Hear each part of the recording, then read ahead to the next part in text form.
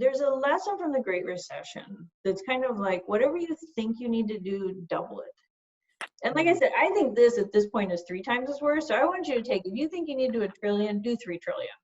And the thing is who that helps most are the people who need it most. Like if you take $1 trillion and you spread it out among everybody, then that means the people who really needed it most, the communities of color, the people with less education, the people that live out in the middle of nowhere with no like internet service, like they're gonna get missed because you can't just spread it around. You gotta like really go in and help the people who need it most. I think you should help everybody. Like I like the rebates because like everybody gets something. Then you don't have to get grumpy that so-and-so got more. You just think, hey, you got your check, chill, and go spend it or pay down debt, whatever you need to do. But so I think that's to me important. That's one of the reasons going big is good, because then you really help the people that are hit hardest and you don't have to fight over the money.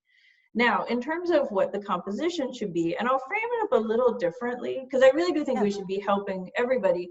But some of the conversations I've been in are like, okay, what do we do now?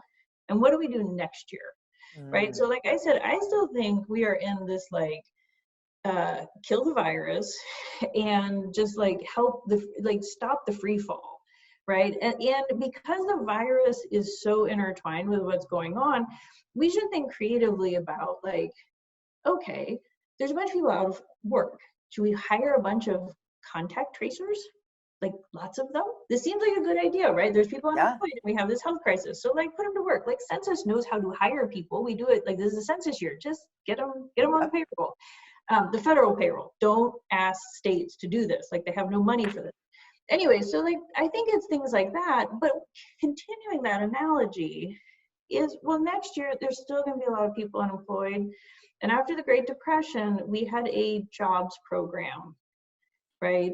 And they went out and they built bridges and dams and national parks. And we can do that for the 2021. Right? Go, instead of rural electrification, let's go do rural broadband. And let's build a whole bunch of windmills. Well, let's get safe drinking water. Safe drinking water. Yeah. So, and like go into the border communities that don't have running water and go like make those Native American reservations something that we should be proud of. Right? So like there's so many things that the government could do. There's gonna be people who need jobs. And that's a way, like, for many, many Americans, work is a part of their identity. Earning a paycheck that will actually feed their families is like tied up in dignity. And like, there's a lot of people that didn't have that going into this, that were balancing like an impossible task. That shouldn't happen again. But there's gonna be a lot more people who are faced with that. And oh my gosh, let's get them jobs. Let's retrain them into sectors, like by on the job, retrain them into sectors that have something we need going forward. And then like we all win, right? But there's a lot of false choices. And again, the deficit, to keep hammering at home, that's a false choice. Like, do we spend on people or do we pay our debt off?